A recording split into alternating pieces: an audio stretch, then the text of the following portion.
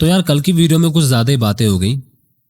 काफ़ी दिनों के बाद रिकॉर्डिंग करने बैठा था, तो एक्साइटमेंट इतना ज़्यादा था कि मतलब ज़्यादा से भी ज़्यादा, फुल से भी ज़्यादा, मेरा कहने का मतलब। और जिसकी वजह से बातें करने का मन था आप लोगों के साथ, क्योंकि 2 महीने बाद रिकॉर्डिंग करने बैठा था और ऊपर से जिन चीज़ों को बता रहा था एडिट मोड, मॉडलिंग के बाद, मतलब एक तरीके से मॉडलिंग को हम फाइनलाइज ही कर रहे हैं। अभी भी कुछ चीज़ें मिस कर रहे होंगे, तो वो चीज़ें बाद की हैं वैसे तो, क्योंकि 3D is never finished. 3D की लर्निंग आपके लिए कभी रुकती ही नहीं है, जिंदगी भर नए नए टूल्स आते हैं, नए नए ऑप्शंस आते हैं, आप उनको सीखते हो, उनकी मदद से अपने वर्क फ्लो को अपडेट करते हो। खैर बहुत सारी चीज़ें हैं, आज मैं बातें करके आपका टाइम वेस्ट करना नहीं चाहता। तो आज हम मॉडिफायर्स को समझने वाले हैं। वैसे मैं एक बात कहना चाहता हूँ आपसे, क्योंकि मेरा बातें करने का मन है, तो आप लोगों से किसी दिन खुल के बात करेंगे, आराम से लाइव बैठ के आपके डाउट्स क्लियर करेंगे और भी बहुत सारी चीजें। लेकिन जब तक नहीं, जब तक मैं कुछ स्पेसिफिक चीजों को कवर ना कर लूं। मेरा कहने का मतलब कि मैं रिगिंग के बाद जब एनिमेशन वाले चैप्टर पे पहुंचूंगा, तब मतलब एनिमेशन के 2 चैप्टर होने वाले हैं, चैप्टर 8 और चैप्टर 9। चैप्टर 8 में हम बेसिक एनिमेशन करेंगे और चैप्टर 9 में हम एडवांस एनिमेशन करेंगे। इस कोर्स के अंदर अकेला वही एनिमेशन सेक्शन ऐसा होने वाला है जहां हम 2 चैप्टर लेके चल रहे हैं। हाँ, मॉडलिंग के अंदर भी हमने 2 ही लिए थे, लेकिन मॉडलिंग में जो चैप्टर 2 से ज्यादा थे, वैसे सॉरी 2 नहीं, उनके अंदर सारी वर्क फ्लो अलग अलग थे। एनिमेशन का वर्क फ्लो एक ही होता है और उसी वर्क फ्लो पे 2 चैप्टर बनाना काफी बड़ी बात हो जाएगी। तो आप समझ सकते हो कि एनिमेशन का लेवल काफी हाई होने वाला है और आपको उस हद तक आने के लिए पहले काफी प्रैक्टिस करनी होगी, ताकि आपके पास डाउट्स हों और फिर उन डाउट्स के बारे में हम बात करें। तो बातें करने का मन तो है, लेकिन मुझे भी रुकना पड़ेगा अभी। और अच्छी बात है कि जब तक हमारे पास काफी लंबी चौड़ी टीम होगी, हम काफी सारे दोस्त मिलकर आपस में बातें करेंगे, मजा आएगा ना। वैसे उस दिन के बारे में सोच के काफी एक्साइटमेंट आ जाती है और उस एक्साइटमेंट की वजह से मैं आज के दिन आपका बिगाड़ना नहीं चाहता। So let's just begin with modifiers. तो हमारे लिस्ट में सबसे पहला मॉडिफायर आ जाता है जनरेट मॉडिफायर्स के अंदर, अरे मॉडिफायर। अब इस मॉडिफायर के बारे में आप कुछ तो जानते ही हो, बहुत कुछ नहीं जानते हो तो बहुत कुछ आज जान लेते हैं। मैंने आपको बताया था कि मैं आपको मॉडिफायर्स के बारे में 100% तो नहीं समझाऊंगा, क्योंकि आपको 100% की जरूरत नहीं पड़ने वाली है। मुझे 3 से 4 साल होने को है अब, और जितना मैं आपको समझा रहा हूं उतना मैंने यूज भी नहीं किया है आज तक। तो आप समझ सकते हो, कई बार 3D की अच्छी बात यही है कि एक काम को आप 10 तरीके से कर सकते हो। तो इसका मतलब ये नहीं कि आपको 10 के 10 तरीके आते हो। आते हैं तो अच्छी बात है, लेकिन टाइम के साथ आ जाएंगे, यानी कि पहले दिन ही आपने 10 तरीके सीख लिए। आप किसी एक तरीके को पकड़ के लंबे टाइम तक लेके चलोगे, फिर आपको किसी दूसरे तरीके के बारे में पता चलेगा, फिर आप उसको लेके चलोगे। जब आपको पता चलेगा कि आपके वर्क फ्लो में क्या चेंजेस हैं और कौन सा मेथड या कौन सा तरीका आपके लिए सूटेबल है। I hope you're getting me. खैर बातें आज नहीं, सॉरी। अरे के अंदर सबसे पहला ऑप्शन आ जाता है मेरा फिट टाइप। अब फिट टाइप बोलता है कि आप अरे किस तरह से करना चाहते हो। मतलब अरे का मतलब तो आप जानते हो, चीजें रिपीट होंगी पर्टिकुलर एक्सिस में या पर्टिकुलर डायरेक्शन में, 3D में कहीं भी। तो उसी तरह से पूछ रहा है कि फिट टाइप क्या, एक काउंटिंग अपने पास से आप रखने वाले हो कि उसी काउंटिंग के हिसाब से चले। जैसे कि मेरे पास फिट काउंट चुना हुआ है फिलहाल ऑप्शन मैंने, तो मेरे पास काउंटिंग है, 2 करूंगा 3 करूंगा तो काउंटिंग होगी। उसके बाद दूसरा ऑप्शन है फिट लेंथ। अब ये लेंथ है, जितनी मैं लेंथ बढ़ाऊंगा उस हिसाब से उस लेंथ पे ये फिट हो जाएगा। और तीसरा ऑप्शन है कर्व। अब ये कर्व वाला ऑप्शन मैं आपको थोड़ी बाद में समझाऊंगा, फिलहाल आप फिक्स काउंट को लेके चलते हैं। और फिक्स काउंट में मैंने 5 काउंटिंग कर ली। उसके बाद ऑप्शन आ जाता है relative offset, constant offset, object offset and last में हो जाता है मर्ज। मर्ज वाले टूल की जरूरत नहीं पड़ती वैसे। और ये यूवी के बारे में थोड़ा बहुत आप जानते हो, इसके बारे में हम अभी नहीं समझेंगे। थोड़ा सा बता दूं तो आपने टेक्सचरिंग की थी, पीछे गाड़ी की टेक्सचरिंग की थी, और हमने अपनी गन को भी टेक्सचर किया था और डाइस भी टेक्सचर किया था। अगर टेक्सचरिंग की बात करूं तो ऐसे कुछ भी टेक्सचरिंग नहीं हुई थी अभी, क्योंकि texturing is a vast and big topic, जो कि 10th, जो कि इस कोर्स का सबसे बड़ा चैप्टर होने वाला है, वहां हम बात करेंगे टेक्सचरिंग के बारे में, ज्योमेट्री नोड्स के बारे में। Basically 10th chapter will be a chapter of nodes, texturing nodes, geometry nodes. दिमाग घूम जाएगा, कोशिश करूंगा ना घूमे, पर मेरा खुद का घुमा था तो मैं आपका कैसे बचाऊंगा, वो बात की बात है। खैर ये हम नहीं समझेंगे। यूवी के अंदर जब आप टेक्सचरिंग करते हो तो टेक्सचरिंग यूवी मैप के हिसाब से होती है, तो वहां पर आप अरे की मदद से उस यूवी को मूव कर सकते हो।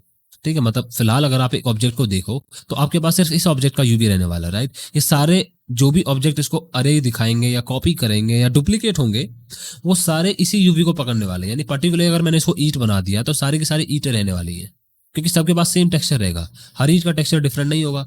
उस केस में मैं यूवी टेक्सचर को थोड़ा बहुत ऑफसेट कर सकता हूँ पार्टिकुलर ईंट पर। मतलब जैसे जैसे टाइम में आगे बढ़े, इस तरफ को बढ़े, तो बढ़ते बढ़ते कि इस यू एक्सिस में या वाई एक्सिस में, यूवी मतलब एक्स वाई, यू एक्सिस या वाई एक्सिस में टेक्सचर मूव हो।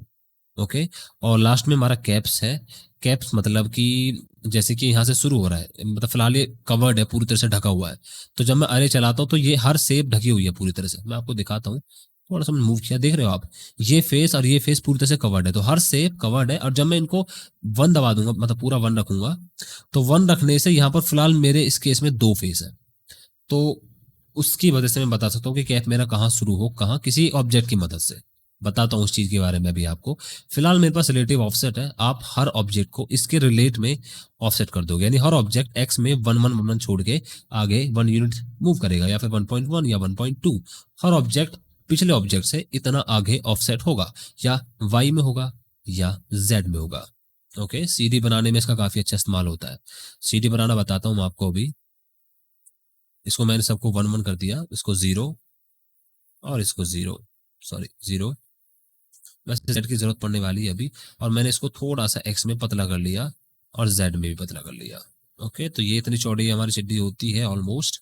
मैं इसको सीधी बनाना चाहता हूँ, तो अब मैंने इसको थोड़ा सा जी ऑफसेट में शिफ्ट दबाते हुए मूव कर दिया, एंड हियर यू गो, सीधी से नजर आ रही है। ऑलराइट, थोड़ा सा आप इसको और आगे कर सकते हो कुछ इस तरह से, वैसे इतना काफी है।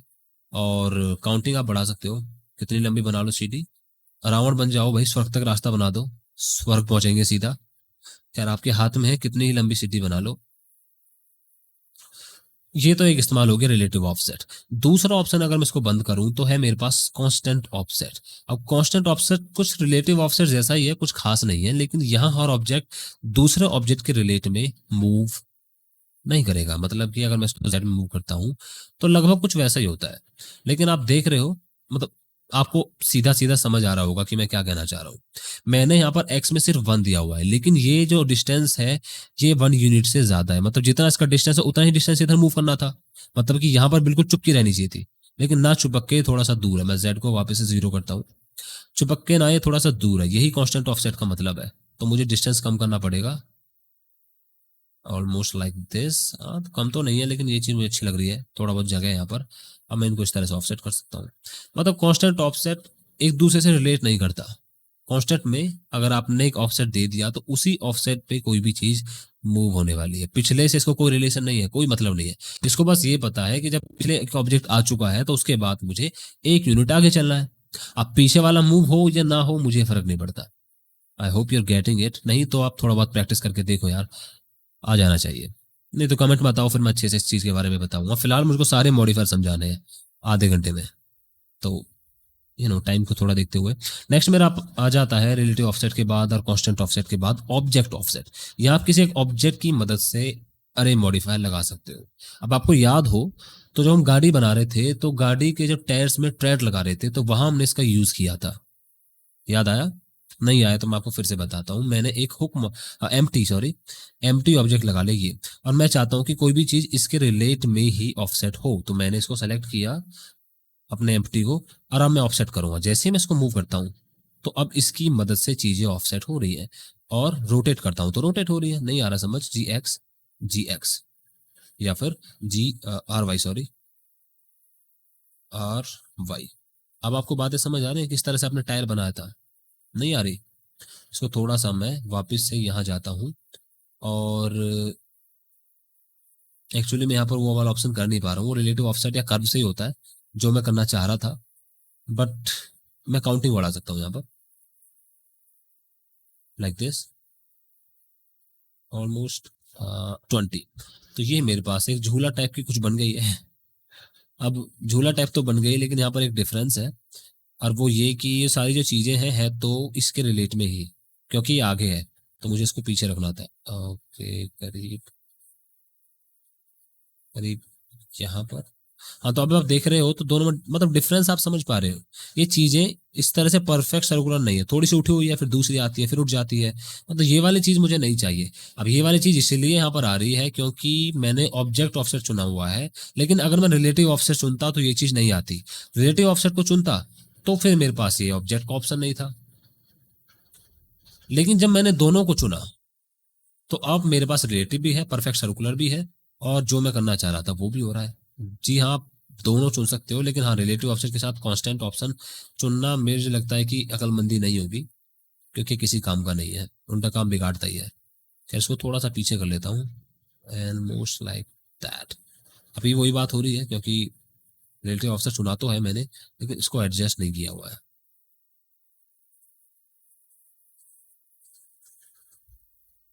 अब ठीक है, परफेक्टली सर्कुलर।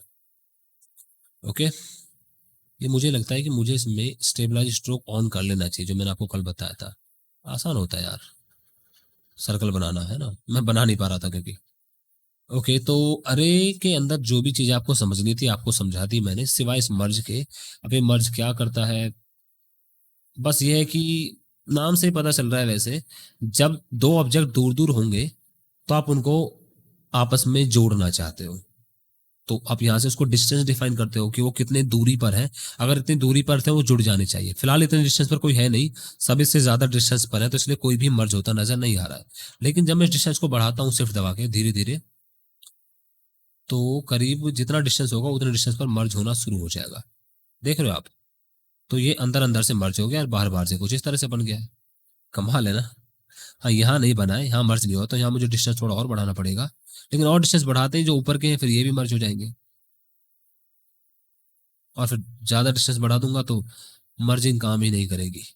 अरे आप साथ में फर्स्ट और लास्ट कॉपीज को मर्ज कर सकता हूं मैं, ताकि सिर्फ फर्स्ट और लास्ट कॉपी ही मर्ज हो, बाकी चीजें खुद पे खुद मर्ज हो जाएंगी, जो पहले हुई नहीं थी वो अब हो गई। लेकिन थोड़ा सा अजीब व्यवहार कर रहा है, थोड़ा बढ़ा दूं डिस्टेंस को या कम कर दूं। नेक्स्ट आ जाता है मेरी लिस्ट में बेवल मॉडिफायर। इसके बारे में तो पूरा एक चैप्टर रखा था यार हमने, तो आप जानते हो क्या करता है। मुझे लगता नहीं कि मुझे कुछ बताने की जरूरत है, लेकिन फिर भी जिन लोगों ने पिछली वीडियोस नहीं देखी और वो पहली बार इस वीडियो में आ रहे हैं, जो कि शायद उनकी सबसे बड़ी गलती साबित हो सकती है आगे चल के, तो उनके लिए बता दूं कि क्या करता है डिटेल में, जितना मैं आपको अभी समझा सकता हूँ कोशिश करता हूँ, क्योंकि पहले बात अलग थी और अब बात अलग है, काफी चीजें बदल गई हैं। मैं वापस अपने सेलेक्ट बॉक्स को चुन लेता हूँ, और मेरी स्टेबलाइज स्ट्रोक ऑन है ना, ठीक है, इसको वापस से काटो। खैर, इसको मैंने सेलेक्ट कर लिया है। सेलेक्ट करने के बाद मेरे पास ऑप्शन है कि आप बेवल एज को करना चाहते हो या वर्टेक्स को करना चाहते हो। ये ऑप्शन बहुत ज्यादा आसान है, कुछ खास नहीं, यहाँ पर आपकी वर्टेक्स बेवल हो रही है। अगर मैं वायर फ्रेम मोड में जाऊं या फिर मैं यहाँ से वायर फ्रेम ऑन कर दूं, हाँ, तो अब ठीक है।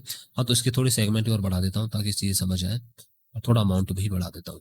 हाँ, तो अगर मैंने वर्टेक्स को चुना है तो वर्टेक्स को चुनने के बाद मेरी सिर्फ वर्टेक्स बेवल हो रही है। अब वर्टेक्स में बेवल होने के बाद ऑप्शंस आते हैं कुछ, लाइक डेप्थ है, विड्थ है, ऑफसेट है, उस तरह से परसेंट है। परसेंट काम करता है परसेंट के बेस पर, और मुझे सबसे ज्यादा परसेंट ही पसंद है, क्योंकि यहाँ पर सारी चीजें एक साथ बिल्कुल प्रॉपर बेवल होती है, नहीं तो कोई चीज ज्यादा बेवल हो जाती है कोई कम हो जाती है। खैर, बाकी ऑप्शंस भी है, एब्सोल्यूट भी एक ऑप्शन है जो कि 0 से 1 के बीच में काम करता है, मेरा अमाउंट कुछ ज्यादा ही है। ये देखो, 0 से 1 के बीच में काम करेगा, 1 से ज्यादा होने के बाद ये काम करना बंद हो जाएगा। और एब्सोल्यूट का मतलब ये, क्योंकि ये वर्टेक्स, ये वाली वर्टेक्स इस वर्टेक्स से टच हो चुकी है तो इसके बाद ये काम ही नहीं करेगा, और ये 1 पे पूरी तरह से टच हो जाती है। इसके भी यूज हो जाता है अपने हिसाब से कहीं कहीं। जब मैंने इसको 0 किया तो आप देख रहे हो मेरे मॉडिफायर रेड हो गया है। रेड का मतलब कि ये मॉडिफायर आपने लगा तो रखा है, लेकिन इसका कोई इफेक्ट आपको व्यू पोर्ट में नजर नहीं आ रहा होगा, क्योंकि यहाँ कुछ ना कुछ सेटिंग आपको चेंज करनी है ताकि ये मॉडिफायर आपका लग सके। ओके, तो आपने थोड़ा सा सेटिंग को बढ़ा दिया, अब ये काम कर रहा है। खैर, सबसे ज्यादा जो यूज होता है वो ऑफसेट ही यूज होता है, जो कि ऑटोमेटिकली डिफॉल्ट होता है। सेम दोनों के अंदर ऑप्शन सेम है बिल्कुल, तो मैं दोनों में नहीं जाऊंगा, लेकिन एज की मदद से चीजें आपको समझ आसानी से आएंगी। थोड़ी अमाउंट कम कर देता हूँ, लाइक दिस। थोड़े से ये भी बढ़ा देता हूँ सेगमेंट्स, ताकि थोड़ा स्मूथ सा लगे। राइट क्लिक करके शेड स्मूथ या शेड ऑटो स्मूथ, जो कि नया फीचर है, 3.3 में भी था वैसे, जिसको आप यूज कर रहे हो। खैर, उसके बाद जो काम का मेथड है, ये सारे मेथड्स काम के हैं, ठीक है। सबसे ज्यादा मैं परसेंट यूज करता हूं, मैं आपको बता दूं, या विड्थ यूज करता हूं। लेकिन आपने देखा था जब हम गन मॉडल कर रहे थे, तो गन मॉडल करते वक्त मैं सबसे ज्यादा मेथड का यूज कर रहा था, उस मेथड का नाम था वेट। अब यहां पर मैं पर्टिकुलर एज को अपने हिसाब से वेट दे सकता हूं। मैं एडिट मोड में जाता हूं, एन दबा के आइटम पे जाके मैं यहां पर एक वर्टेक्स को वेट दे सकता हूं बेवल का। जितना उसका वेट होगा उतनी ही बेवलिंग उस पर होने वाली है। ये है हमारा वेट मेथड। दूसरा मेथड है एंगल। एंगल में इसका कोई रिलेशन नहीं है, हालांकि क्रीज एक अलग चीज है, ये यहाँ पर कोई इफेक्ट नहीं करने वाला है। क्रीज जब काम करता है जब आप सब डिवीजन लगाते हो, उसके बारे में भी बताऊंगा। सेम यही चीज जैसे मैं आपके यहाँ पर एज के लिए कर रहा हूँ, वही चीजें वर्टेक्स के लिए आ जाती हैं। लाइक वर्टेक्स का बेवल वेट बढ़ाना चाहते हो या नहीं।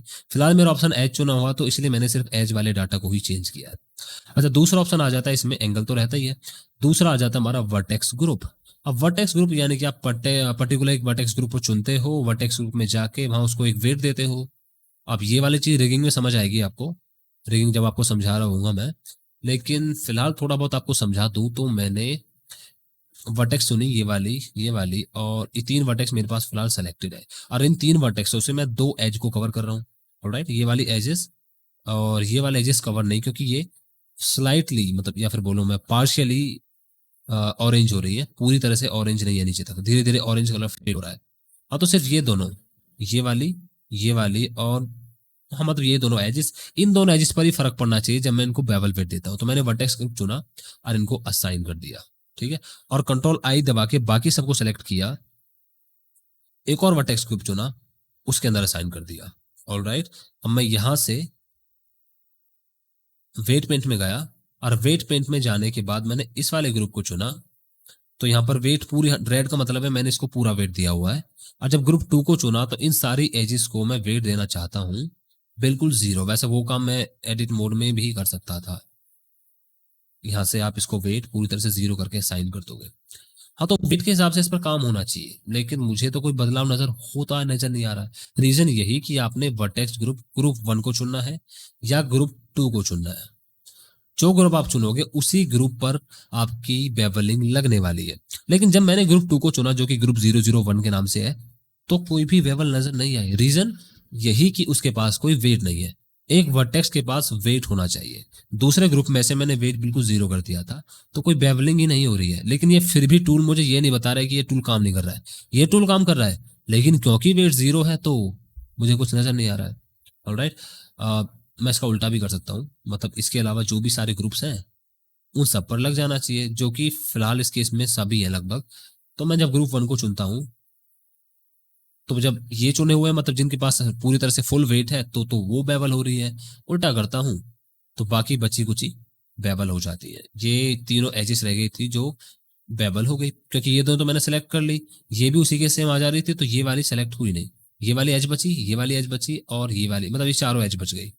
और ये चारों एज बेवल हो गई, साथ में ये वाली एज भी बच गई, क्योंकि मैंने इस वाली वर्टेक्स को नहीं चुना था, उन तीनों को चुन लिया था। आई होप यू गेटिंग कि मैं क्या समझाना चाह रहा हूँ। नेक्स्ट ऑप्शन आपका है प्रोफाइल। अब प्रोफाइल थोड़ा सा टफ है। मैं पहले वर्टेक्स ग्रुप को हटाता हूँ, अपने वापस से एंगल पे आता हूँ, और यहाँ से आप एंगल बढ़ा घटा सकते हो। एंगल बढ़ाने घटाने से बेवलिंग काम करती है। खैर ये चीज फिलहाल आपको समझ नहीं आ रही होगी, क्योंकि मेरे पास सिर्फ क्यूब है। बंदर होता या कोई बड़ी शेप होती, आदमी वगैरह होता, तो ये चीज वहां पर काम आती है। या फिर जब गाड़ी बना रहे थे या गन बना रहे थे, तो शायद हमने इसका इस्तेमाल किया भी था। हाँ, मुझे याद नहीं है, पर शायद किया था। वहां से आप देख सकते हो। खैर, प्रोफाइल के अंदर दो ऑप्शन है, सुपर एलिप्स या कस्टम। अब सुपर एलिप्स तो जैसे कि आप शेप को देख पा रहे हो, थोड़ी सी यहाँ पर जो शेप है ये कुछ एलिप्स की शेप में है। जिन लोगों को नहीं पता एलिप्स क्या होता है, एलिप्स होती है एक ऐसी शेप, कुछ इस टाइप की शेप। मैंने थोड़ी टेढ़ी बना दी है, इसको आप सीधा कर लो कुछ इस तरह से। मैं सीधा करके बनाता हूँ दोबारा से। ऑलमोस्ट इस तरीके की शेप होती है, मैं अभी एग्जैक्ट नहीं बना पा रहा हूँ। हाँ, तो ये शेप एलिप्स होती है। तो सुपर एलिप्स का मतलब है कि ये शेप, इस शेप के हिसाब से बेवलिंग होनी चाहिए, मतलब कि स्मूथ बेवलिंग होना चाहिए, या फिर देसी भाषा या नॉर्मल भाषा में कहूँ तो। दूसरा ऑप्शन शेप में आप चेंज कर सकते हो थोड़ा बहुत, लाइक कितनी इफेक्ट होना चाहिए, कितना नहीं होना चाहिए, कुछ इस तरह से। फिलहाल ज्यादा इफेक्ट हो गया है, या कम इफेक्ट होना चाहिए। कस्टम के अंदर आप अपनी कर्व अपने हिसाब से बना सकते हो, इस कर्व के हिसाब से ही बेवलिंग होगी। लाइक कुछ हिस्सों में बेवलिंग ऊपर होगी, कुछ में नीचे होगी। देख पा रहे हो आप। मैं इसके वापस से फायर फिल्म को हटाता हूँ। अब शायद आपको दिख रहा होगा मैं क्या समझाना चाह रहा हूँ। जैसी आपकी कर्व होगी वैसे ही बेवलिंग होने वाली है। ठीक है, मैं मान के चलो कि मैं इसमें 2-3 गड्ढे बनाना चाहता हूँ, तो ये लो, मैंने इसमें 2-3 गड्ढे बना दिए। अभी बेवलिंग अच्छी हुई थी, हालांकि मेरे पास सेगमेंट कम है तो मुझे सेगमेंट बनानी पड़ेगी। देख रहे हो ना आप क्या चल रहा है। जिस तरीके की मेरी कर्व है उसी तरीके की शेप यहाँ पर बेवल हो गई है। अब इसका इस्तेमाल कहाँ पड़ सकता है कहाँ नहीं वो सब आप जानो, क्योंकि वो आप पे डिपेंड करता है। लेकिन मैंने आपको एक आइडिया दे दिया कि किस तरह से ये काम करता है। तो प्रोफाइल में मोस्टली सुपर एलिप्स का ही यूज करोगे आप बेवल के लिए, क्योंकि बेवलिंग का मतलब ही है यार, कस्टम वाला फीचर जो है वो एडवांस लेवल पे यूज किया जाता है। नॉर्मली इसको आसानी से आप यूज नहीं करने वाले हो। खैर, अगला ऑप्शन है ज्योमेट्री। ज्योमेट्री के अंदर काफी सारे ऑप्शन है, लाइक शार्प है, पैच है, आर्क है। अब ये सब क्या है भाई, क्या इतने सारे फीचर्स होते हैं बेवलिंग के लिए? होते तो बहुत सारे फीचर्स हैं यार। अब इन्होंने टूल ने तो काफी कम समझाए हुए। कुछ बेवलिंग के टूल्स को आप ज्योमेट्री नोट्स समझते वक्त समझोगे, जब मैं आपको ज्योमेट्री नोट समझा रहा हूँ, जिसके लिए आपके पास पूरी तरह से एक अलग सेक्शन है। कुछ आपको तभी समझा जाएंगे, लेकिन हाँ, होता है। बेवलिंग काफी कमाल की चीज है। हाँ, तो बात करें हम मीटर आउटर शार्प की, तो फिलहाल यहाँ पर शार्प ऑप्शन हो या पैच हो या आर्क हो, तो मुझे कोई चेंज नजर होता ही नहीं आ रहा है। रीजन ये कि इससे जो वर्ड है, इस वर्ड का मतलब है ज्योमेट्री। इससे आप सिर्फ ज्योमेट्री पे फर्क डालोगे। मैं आपको वायर फ्रेम मोड फिर से दिखाता हूँ। हाँ, तो ये मेरे वायर फ्रेम मोड है, जिसमें मेरे पास करीब 21 सेगमेंट है। कुछ ज्यादा ही है, कुछ थोड़ी कम करता हूँ इनको। एंगल से खास फर्क नहीं पड़ रहा। शार्प चुनूं या पैच चुनूं या आर्क, कोई फर्क ही नहीं पड़ रहा है। अच्छा, ग्रिड फिल की जगह कट ऑफ सुनूं तो फर्क पड़ता है। समझ रही है आपको मैं क्या समझाना चाह रहा हूँ? यहां पर ये ग्रिड्स को फिल करने की कोशिश कर रहा था। एज तो ये बेवल कर ही रहा था, लेकिन एज के साथ साथ जब दूसरी एज को बेवल कर रहा था तो उन दोनों को ज्वाइन भी कर रहा था। लेकिन यहां पर आपने कट ऑफ ऑप्शन चुन लिया instead of grid fill. Okay, यहाँ पे आपके लैंप ओवरलैप का ऑप्शन, जो कि कट ऑफ में नहीं, नॉर्मली ग्रिड फिल में यूज होना चाहिए, या लूप स्लाइड का इस्तेमाल कर सकते हो। इन दोनों का कोई खास फर्क नजर नहीं आ रहा है फिलहाल। यहाँ पे मैं कहाँ आपको दिखा सकता हूँ, ये मेरे दिमाग में कोई बात ही नहीं आ रही है। इसका कभी यूज पड़ा आगे चैनल पे तो मैं आपको बताऊंगा जरूर। वैसे मैं रेकमेंड करता हूँ कि आप फिर से एक्सपेरिमेंट करो। राइट क्लिक करके आप यहाँ से ऑनलाइन मेलवर पे जाके इसके बारे में पढ़ सकते हो, इफ यू आर इंटरेस्टेड। लेकिन मैंने आज तक इसका यूज नहीं किया, अगर मैं ऑनेस्टली आपको बताऊं तो। ज्योमेट्री सेक्शंस का मैंने यूज, हाँ, इसका तो यूज किया कट ऑफ वाले का। इन दोनों का यूज नहीं किया है, जिसकी वजह से मैं आप इन दोनों का फीचर कहाँ पे यूज होता होगा ये मैं आपको शायद ही समझा पाऊँ। सो मैनुअल से जाके आप पढ़ सकते हो। खैर, अगला ऑप्शन है शेडिंग। शेडिंग मतलब जब आप टेक्सचरिंग करोगे तो टेक्सचरिंग करते वक्त चीजों पे फर्क पड़ेगा। फिलहाल इनका कोई फर्क यहाँ पर नहीं पड़ने वाला है।